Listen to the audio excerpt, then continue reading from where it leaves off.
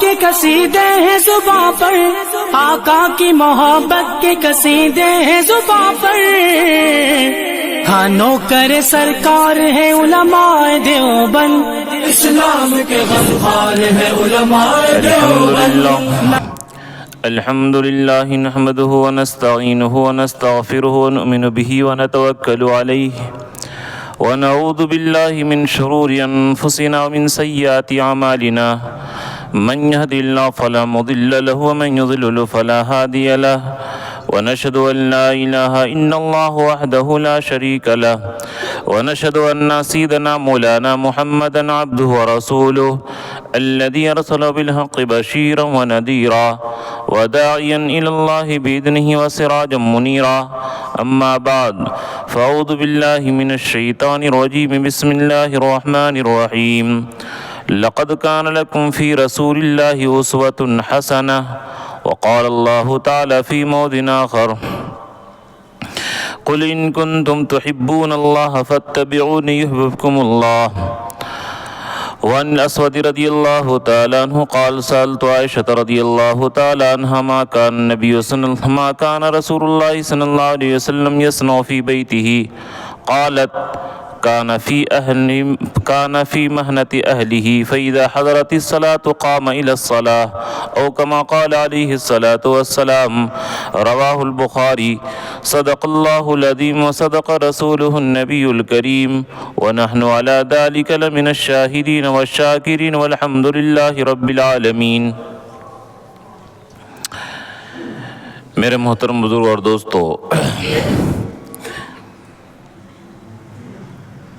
جس نبی کو ہم لوگ ماننے والے ہیں اور جس نبی کے امت ہم لوگ بنے ہیں، جس نبی کا ہم لوگ کلمہ پڑھے ہیں، وہ نبی ایسی مقدس اور ایسی محبوب ذات ہے جس کے ایک ایک بال کو، گدھے کے، بکری کے، ان کے تلوار کے، ان کے برتن کے نام کو اللہ تعالیٰ نے محفوظ رکھا ہے۔ ایسی محبوبیت اور ایسی شان اللہ تعالیٰ نے اپنے نبی کو دیا تھا، اور اللہ تعالیٰ نے فرما دیا قیامت تک کے بسنے والے انسانوں کے لیے کہ اے انسانوں، میں جو تمہارے پاس آخری رسول بھیج رہا ہوں، تم لوگ دنیا دارالامتحان کے اندر ہو، امتحان کے لیے گئے ہو، اور تمہیں امتحان کے اندر حالات مختلف طرح کے پیش آئیں گے، لیکن تمہارے لیے میں نے رسول کی زندگی اور رسول کی حیات بہترین نمونہ اور آئیڈیل بنا دیا ہے کہ رسول کی زندگی کے مطابق اگر تم لوگ چلو گے تو تمہاری تمام مشکلات آسان ہو جائیں گی۔ اور حضور صلی اللہ علیہ وسلم کی ایک ایک تعلیمات کے اندر کیا حکمت، کیا فائدے پوشیدے اور چھپے ہوئے ہیں، یہ انسان کی عقل وہاں تک پہنچ ہی نہیں سکتی ہے۔ اگر سائنسدانوں نے مثال کے طور پر یہ ریسرچ کیا ہے کہ جو آدمی 5 وقت ناک میں پانی ڈالتا ہے تو اس کو ٹی وی کی بیماری نہیں ہوتی ہے، تو یہ تو محض دنیاوی فائدہ ہوا، اور آخرت کے اندر کیا فائدہ ہے کہ شیطان اس کے ناک میں جو بیٹھا رہتا ہے، شیطان وہاں سے بھاگ جاتا ہے ناک میں پانی ڈالنے کی وجہ سے۔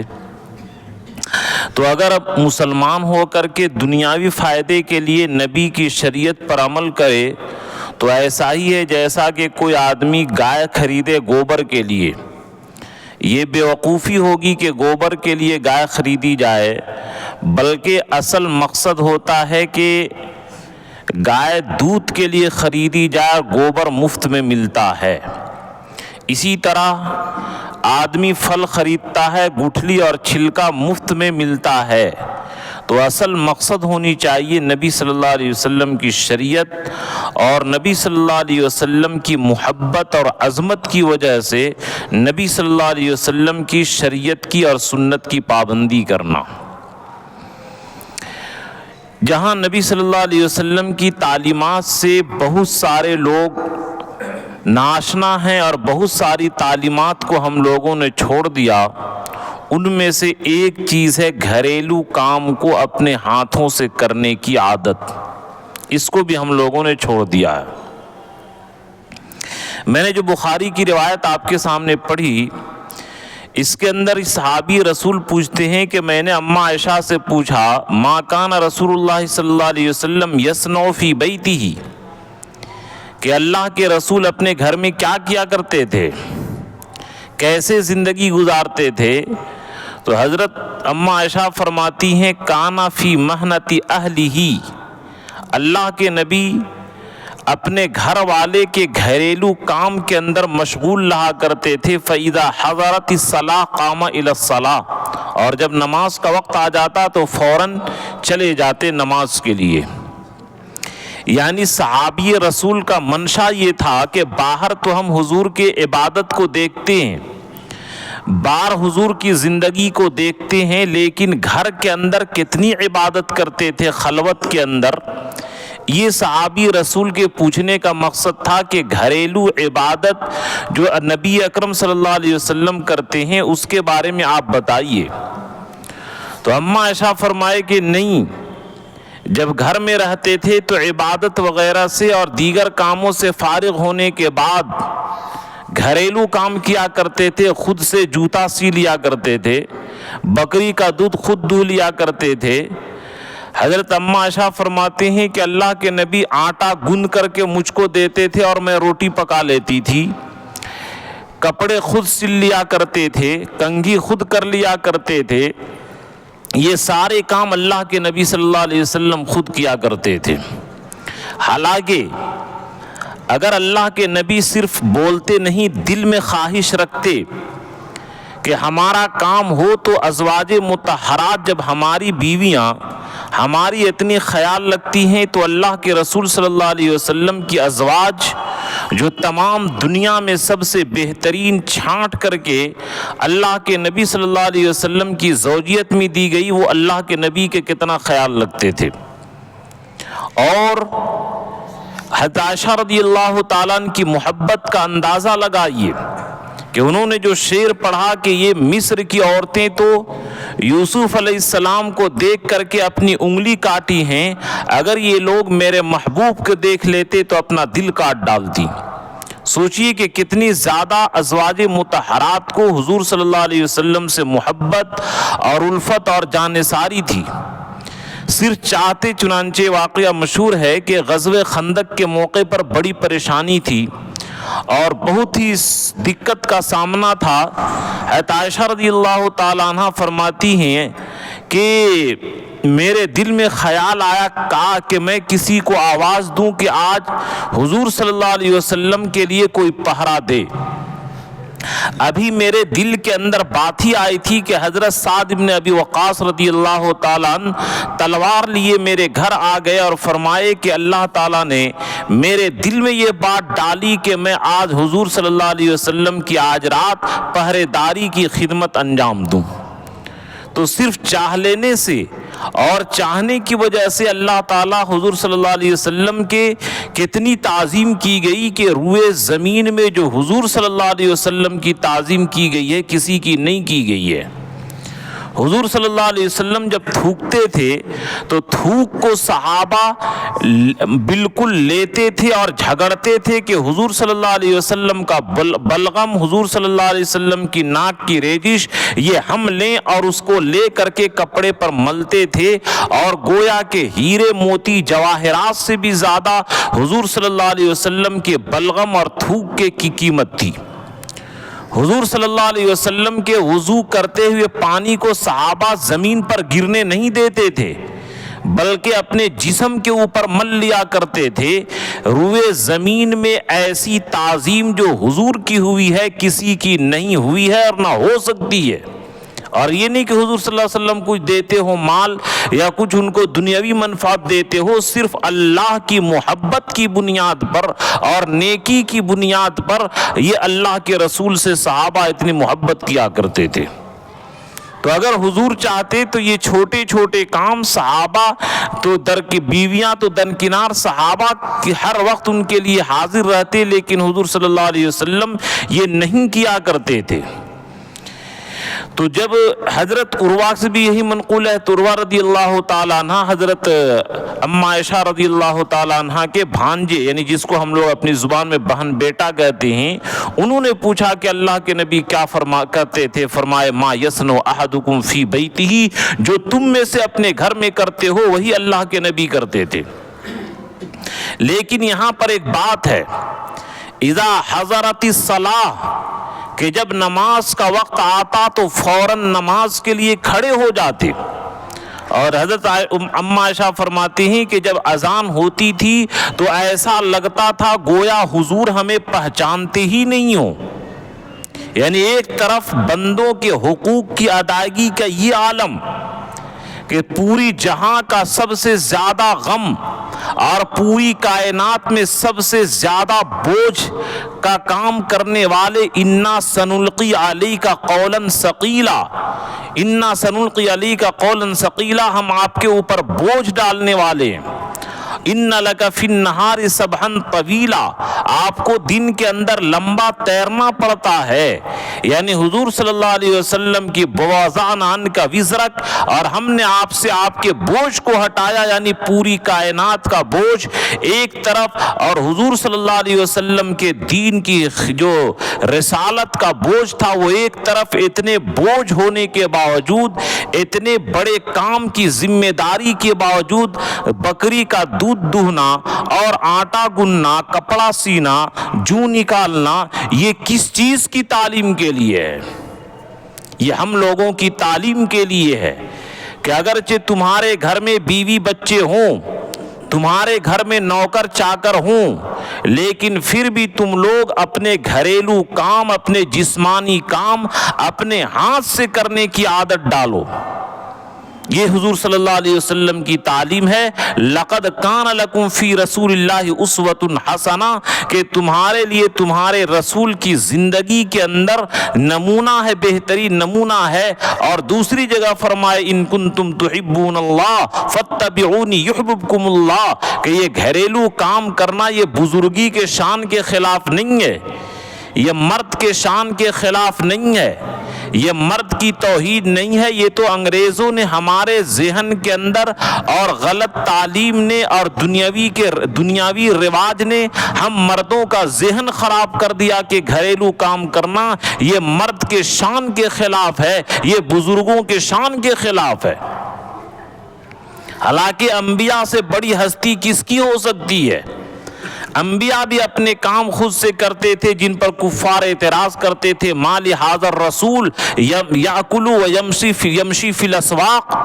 کہ یہ رسول ہیں جو کھانا کھاتے ہیں اور بازار میں اپنی ضروریات خود سے خریدتے ہیں۔ تو یہ شان کے خلاف نہیں ہے اپنا کام کرنا، اپنے گھریلو کام کا انجام دینا، یہ شان کے خلاف نہیں ہے۔ اور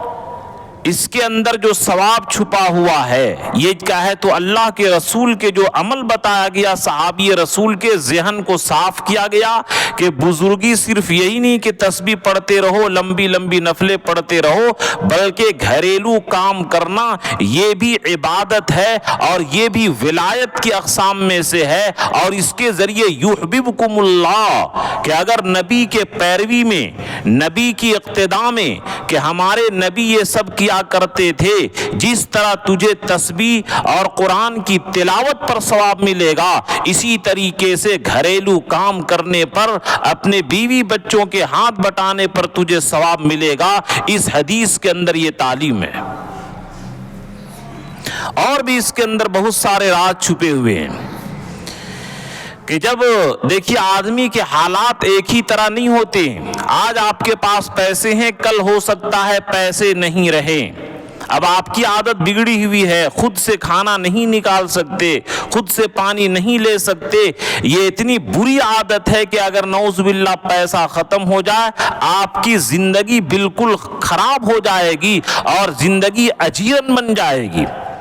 اور نعوذ باللہ اگر پیسہ ختم ہو گیا تو یہ سب عادت رہے گی، تو زندگی گزارنے کے اندر کوئی مشکلات پیش نہیں آئیں گے۔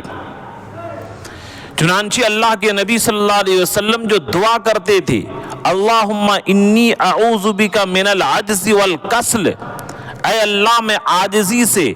बिल्कुल आजिज और मजबूर बन जाऊं, और इसी तरह सुस्ती से मैं पनाह चाहता हूं। जिस तरह अल्लाह के नबी जहन्नम से पनाह चाहे हैं, कब्र की अजाब से पनाह चाहे हैं, दज्जाल के फितने से पनाह चाहे हैं, फितने से पनाह चाहे हैं, तमाम बुराइयों से पनाह चाहे हैं, इसी तरह सुस्ती से भी पनाह चाहे हैं।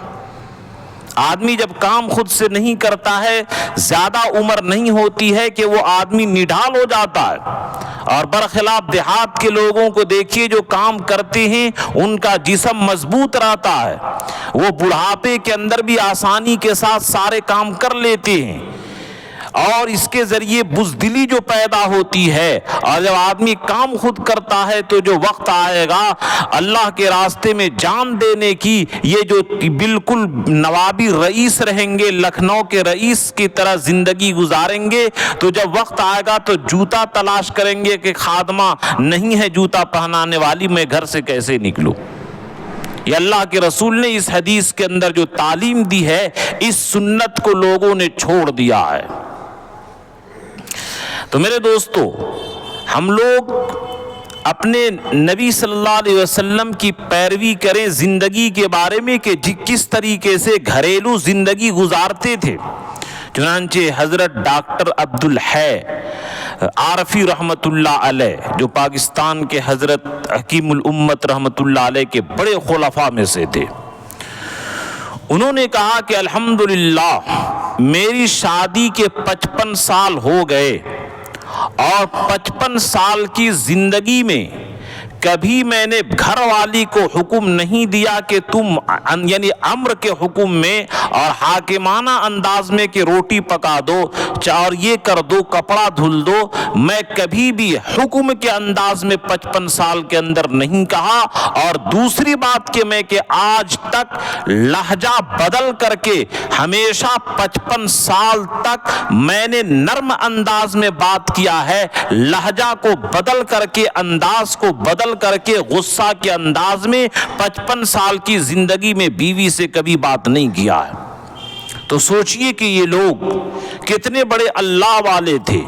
और ये लोग प्रैक्टिस करते थे कि हमसे मखलूक खुदा को तकलीफ ना पहुंचे, या अपने बीवी बच्चों के साथ बेहतरीन जिंदगी गुजारें। जो हदीस के अंदर आए, अकमलुल मुमिनीना ईमानन अहसनुहुम खुलुकन, कि ईमान सबसे ज्यादा उम्दा उसका जिसके अखलाक अच्छे हों, व अल्तफुहुम लिअहलिही, और अपने घर वालों के लिए वो नरम हों। अब हम लोगों की आदत है कि दोस्तों के महफिल में हंस करके बात करते हैं, और दोस्तों के महफिल में बड़े नरम होते हैं, और जैसे ही घर जाते हैं तो बिल्कुल अपने आप को वजीर आजम और बादशाह समझ करके कि मेरी हुक्म चले कि ये सामान कैसे ऐसे हो गया, ये कैसे इधर रखा गया। और जब तक के घर में रहें, पूरे घर वाले डर से और खौफ से और उसकी दहशत से कांपते रहें। ये मर्दांगी नहीं है, ये बुजुर्गी नहीं है, ये बुजुर्गी के खिलाफ है। बुजुर्ग तो ये है कि 55 साल तक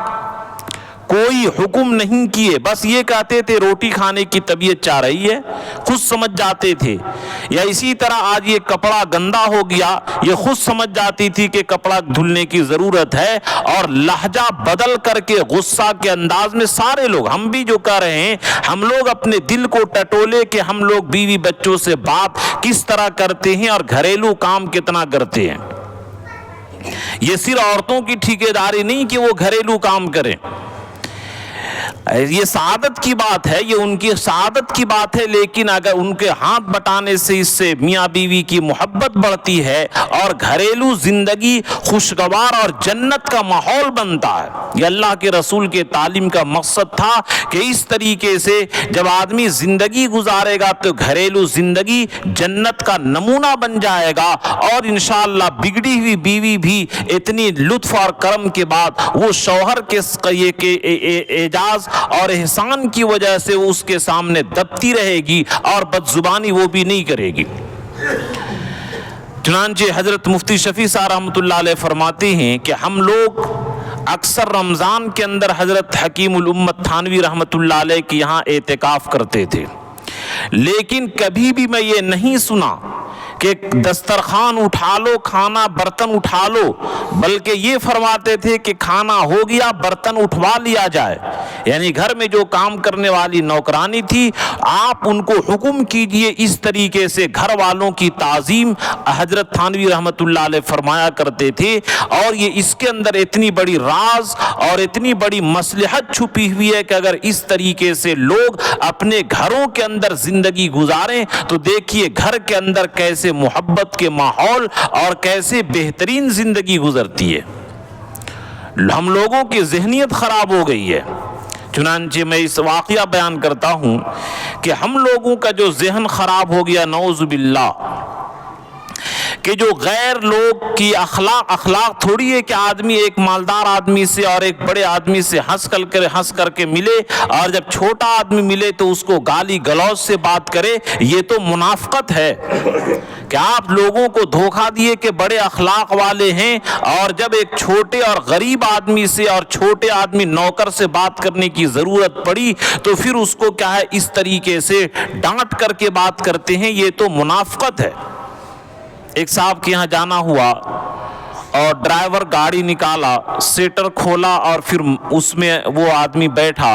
اور پھر باہر نکال کر کے ڈرائیور خود سے آ کر کے دوبارہ سیٹر بند کیا. اگر یہ گاڑی کے آدمی آنر اگر خود سیٹر بند کر کے ایک ہی بار بیٹھتا تو کون سی اس کی عزت خراب ہو جاتی. لیکن ہم لوگوں نے غیروں کی نقل کے اندر کہ نوکر کے ہوتے ہوئے ہم کام کرے میری بے عزتی ہے، میری توہین ہے. اللہ کی قسم اس میں توہین نہیں ہے، بلکہ حدیث کے اندر تو حکم ہے کہ جب کوئی مشکل کام ہو تو جو خود پہنتے ہو نوکروں کو بھی وہی پہناؤ، ان کو کھلاؤ، اور مشکل کام ہو تو ان کے ہاتھ بٹاؤ. یہ تو حدیث میں نبی صلی اللہ علیہ وسلم کی تعلیم ہے. اب یہ کیسے ہم لوگوں کا ذہن خراب ہو گیا کہ نوکر اور خادم ہوتے ہوئے ہم گھریلو کام کریں گے تو میری عزت گھٹ جائے گی. ایسا ہرگز نہیں ہو سکتا. یعنی آدمی اتنی صلاحیت اور اتنی طاقت اور اتنی کیپیسٹی پیدا کرے کہ نعوذ باللہ اگر گھر کے بیوی بچے کہیں مہمان چلے گئے، شادی میں چلے گئے، آپ خود سے پکا سکتے ہیں، کپڑا دھو سکتے ہیں. یہ ہر مرد کے اندر یہ پاور اور طاقت ہونی چاہیے، ورنہ زندگی اس کی اجیرن بن جاتی ہے. تو اللہ کے نبی کی جو صفت بیان کی فی محنت اہلہ، کہ اپنے گھر والوں کی کام میں لگے رہتے تھے. یہ اللہ کے رسول صلی اللہ علیہ وسلم کے گھریلو زندگی کا نقشہ تھا. تو ہم لوگوں کا جو ذہن خراب ہو گیا کہ کامیابی یہ غیروں کے طریقے میں، غیروں کے روش میں ہے. یہ تو غیروں کے طریقہ تھا کہ نعوذ باللہ اگر نیچے ذات کے لوگ اوپر برہمنوں کے کنواں سے پانی پی لے تو اس کے ہاتھ کاٹ دیتے تھے، اس کی زبان کاٹ دیتے تھے. یہ ان لوگوں کی روش نعوذ باللہ ہم مسلمانوں میں کیسے آ گئی کہ ہم شٹر نہیں بند کر سکتے، ہم گیٹ نہیں بند کر سکتے ہیں اور سارا کام یہی کرے گا. یہ غیروں کی جو روش ہمارے ذہن میں آ گئی، اس کو نکالنا پڑے گا. اس کے اندر کامیابی نہیں ہے. چنانچہ مثنوی کے اندر علامہ جلال الدین رومی رحمت اللہ علیہ ایک واقعہ بیان کیے کہ جب آدمی کا مزاج خراب ہو جاتا ہے، عادت اور لت خراب ہو جاتی ہے، تو اسی کام کے اندر اس کو مزہ آتا ہے. فرمائے کہ ایک بھنگی، یعنی جو لوگوں کے پہلے زمانے میں تو یہ بیت الخلا ہوتے نہیں تھے، کچے ہوتے تھے، اور بھنگی لوگ آ کر کے، پتہ نہیں شہروں میں سے ہوتا ہوگا کہ بھنگی لوگ آ کر کے روزانہ گندگی، ابھی بھی یو پی کے اندر رواج ہے کہ بھنگی لوگ آ کر کے گھر سے گندگی لے جاتے تھے گملہ وغیرہ میں اور اس کو باہر پھینکتے تھے. یہ ان کی عادت ہوتی ہے اور ان کی طبیعت ہو گئی، ان کے لیے کوئی بوجھ نہیں. اور ہمارے تو الٹی ہو جائے گی، ہم سے تو ہو ہی نہیں سکتا ہے، ہم لوگوں کی عادت نہیں ہے. تو علامہ رومی رحمت اللہ علیہ نے واقعہ نقل کیا ہے کہ ایک بھنگی ایک عطار کے دکان سے گزرا، اور جیسی ہی عطار کے دکان سے گزرا اور اس کے ذہن کے اندر، دماغ کے اندر عطر کی بہترین خوشبو آئی، وہ بے ہوش ہو کر کے فوراً گر گیا. اب جب گرا تو لوگ کوئی ہاتھ مالش کر رہا ہے، کوئی پیر مالش کر رہا ہے، کوئی عطر سنگھا رہا ہے، کوئی دوا سنگھا رہا ہے. جتنی کر رہا ہے اس کی ہوش میں آنے کا کوئی راستہ ہی نہیں، اس کو ہوش آ ہی نہیں رہا ہے اور اس کی بیماری بڑھتی جا رہی ہے. لوگوں نے اس کے بھائی کو بتایا کہ دیکھو تمہارا بھلا بھائی فلاں عطار کے دکان کے پاس سے گزرا اور اس کے دکان کے پاس بے ہوش ہو کر کے گر پڑا۔ بھائی سمجھ گیا کہ معاملہ کیا ہے، فوراً اس نے آستین کے اندر پاخانہ کو چھپایا اور لا کر کے مجمع کو چیرتا ہوا اس کے ناک میں سنگھایا، اور جیسے ہی گندگی سنگھایا اس کو ہوش آ گیا۔ اب لوگ اس سے پوچھنے لگے کہ ارے کون سی دوا، کون سی بہترین خوشبو تم نے سنگھائی، اس کو ہوش آ گیا؟ بھائی نے کہا اس کو خوشبو نہیں بلکہ اس کی جو طبیعت تھی گندگی میں رہنے کی، اور اتفاق سے اس نے کیا بہترین خوشبو سونگھ لیا، اس گندے طبیعت کو اچھی خوشبو برداشت نہیں ہوئی، اور گندگی کی جو عادی بن گیا تھا اس کو اچھی چیز برداشت نہیں ہوئی، اور اس اچھی چیز کے ہوش نہیں لا کر کے یہ بے ہوش ہو گیا اور اپنے توازن کو کھو دیا، اور میں نے پھر اس کی طبیعت والی چیز کو سنگھایا تو پھر اس کو ہوش آ گیا۔ یہ اس کی اصل ہے۔ اسی طرح نعوذ باللہ ہم لوگ غیروں کی تہذیب سے، ان کے کلچر سے اور ان لوگوں کے اثر سے ہم لوگ اس طریقے سے متاثر ہو گئے کہ ان کے تعلیمات کے اندر، ان کے رسم و رواج کے اندر کامیابی سمجھتے ہیں، لیکن اللہ کی قسم یہ گندگی کے اندر جتنا مبتلا ہوں گے کبھی بھی کامیابی نہیں مل سکتی ہے۔ یہ ہر ایک چیز کے اندر کہ اگر ہمیں موبائل کی گندگی ہے تو اس سے باہر آنے کی کوشش کریں، بد نظری کی گندگی ہے تو اس سے باہر آنے کی کوشش کریں، اور اسی طرح جتنی بھی گندگی اور بیماری ہے اس سے باہر آنے کی کوشش کریں، اور شریعت کی خوشبو سونگھنے کی کوشش کریں۔ آج جو لوگ بالکل بفر جاتے ہیں، لوگ بعض امام سے ناراض ہو جاتے ہیں، بعض خطیب کے دشمن بن جاتے ہیں کہ اگر اس کی طبیعت کے خلاف بات آ گئی تو اپنی بیماری کو نہیں بدلنا چاہتا ہے، شریعت کی خوشبو کو وہ پھینکنا چاہتا ہے، اور وہی گندگی اور شیطان کی گندگی کو سونگھنا چاہتا ہے۔ علامہ رومی رحمت اللہ علیہ اس سے واقعہ سے یہ نصیحت حاصل کی، نصیحت ہم لوگوں کو کرنا چاہتے ہیں کہ اے میرے دوستو، جس طریقے سے وہ بھنگی کی طبیعت بگڑ گئی تھی اور اسی گندگی کے اندر اس کو چین آتا تھا، لیکن اگر یہی دھیرے دھیرے خوشبو سونگتا رہے تو پھر اس کی طبیعت اس بدبو سے متنفر ہو کر کے اسی خوشبو کے اندر اس کو مزہ آئے گا۔ اسی طرح اگر ہم لوگوں کی طبیعت بگڑ چکی ہے، غیروں کی تہذیب سے ہم لوگ متاثر ہو چکے ہیں، اور غیروں کی تہذیب اور کلچر ہمیں اچھی لگتی ہے اور شریعت مصطفیٰ کی خوشبو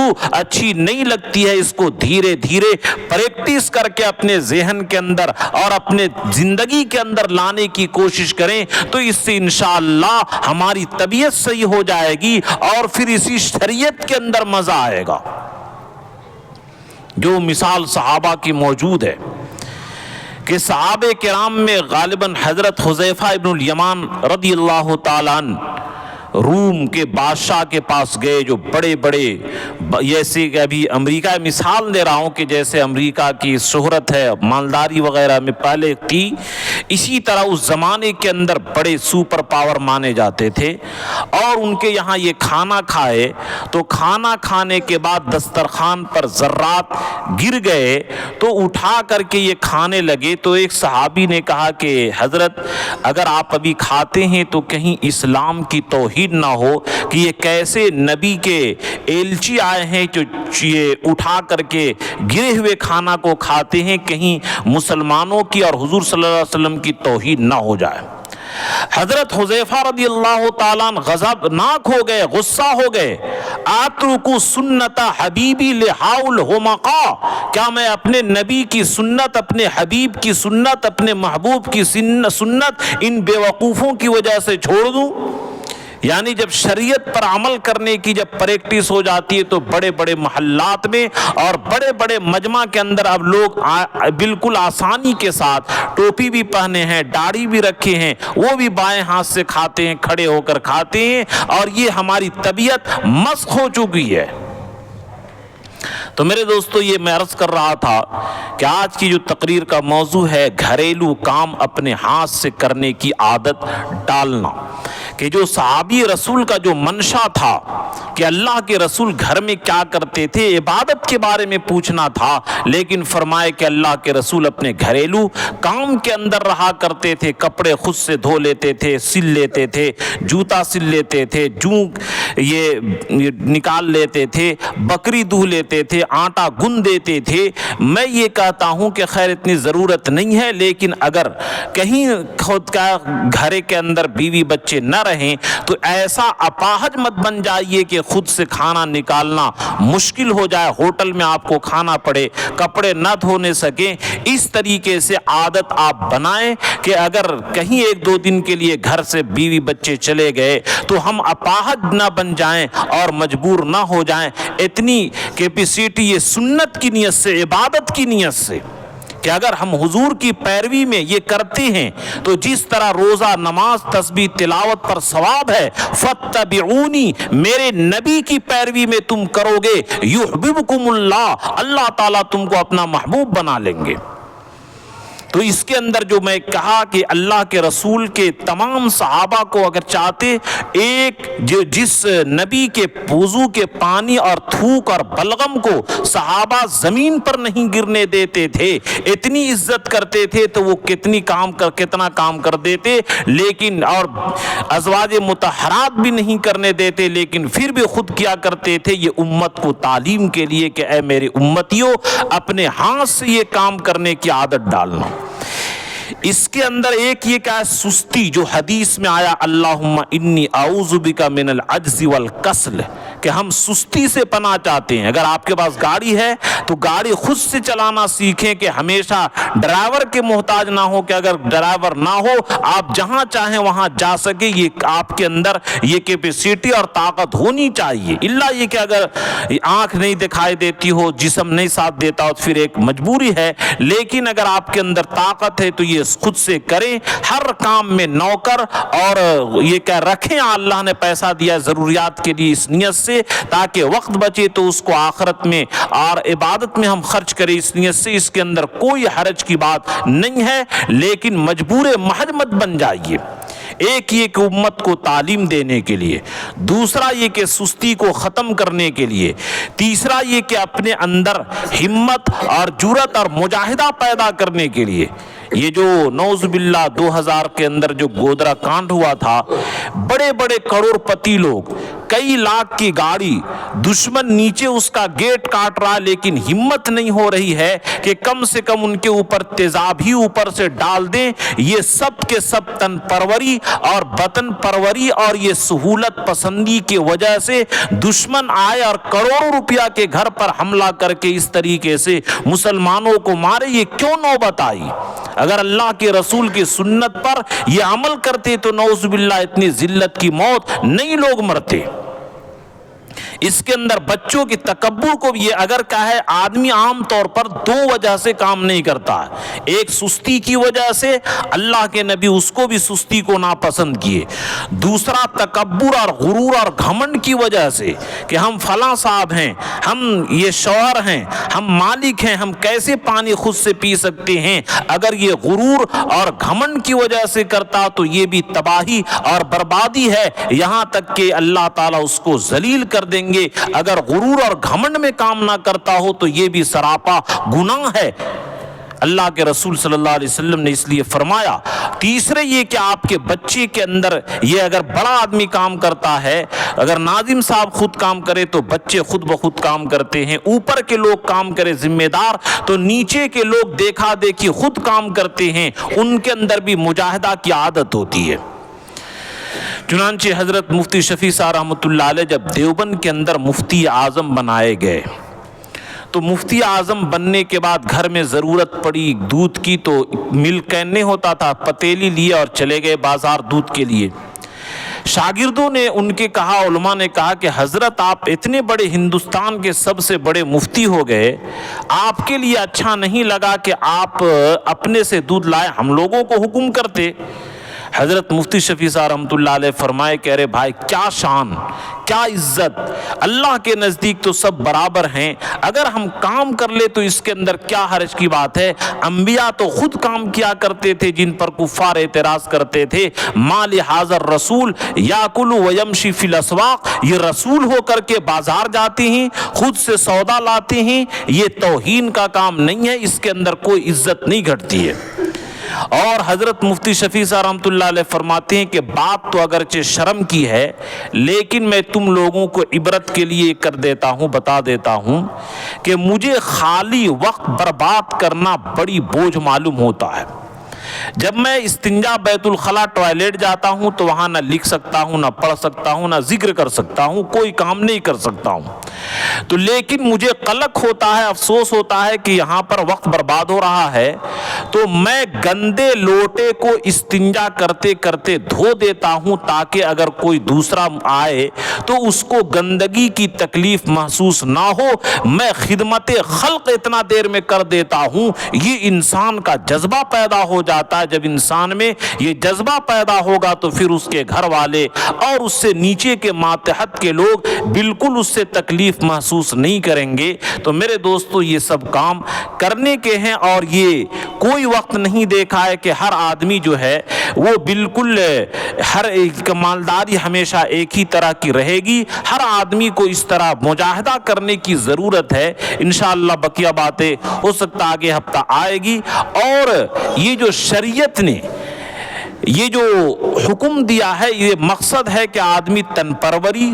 اور کاہلی، جس سے اللہ کے نبی پناہ چاہے ہیں، اس کاہلی کی زندگی سے ہم بچ جائیں، اس لیے اللہ کے رسول کی سنت کو اپنائیں اور نبی صلی اللہ علیہ وسلم کے ثواب سمجھ کر کے، یعنی جس طریقے سے تسبیح پڑھنے میں، تلاوت میں، ذکر و اذکار میں ثواب ملتا ہے، اگر کہے گھر والی کپڑا دھو رہی ادھر گندگی آپ جھاڑو لگا دیں تو یہ جس طرح تسبیح تلاوت میں ثواب ملتا ہے، اسی طرح آپ جھاڑو لگا دیں، آپ گھریلو کام کر دیں، آپ کپڑا پھیلا دیں تو اس کے اندر یہ ثواب ملے گا۔ یہ مرد کے شان کے خلاف نہیں ہے، ہماری شان نبی سے بڑا نہیں ہے، ہماری شان نبی سے بڑی نہیں ہے۔ انبیاء علیہ السلام جب یہ کرتے تھے تو ہم لوگوں کو بھی کرنا چاہیے، اور یہ نہ سمجھے کہ نعوذ باللہ میں عورتوں کی طرفداری میں کر رہا ہوں۔ میں ایک بار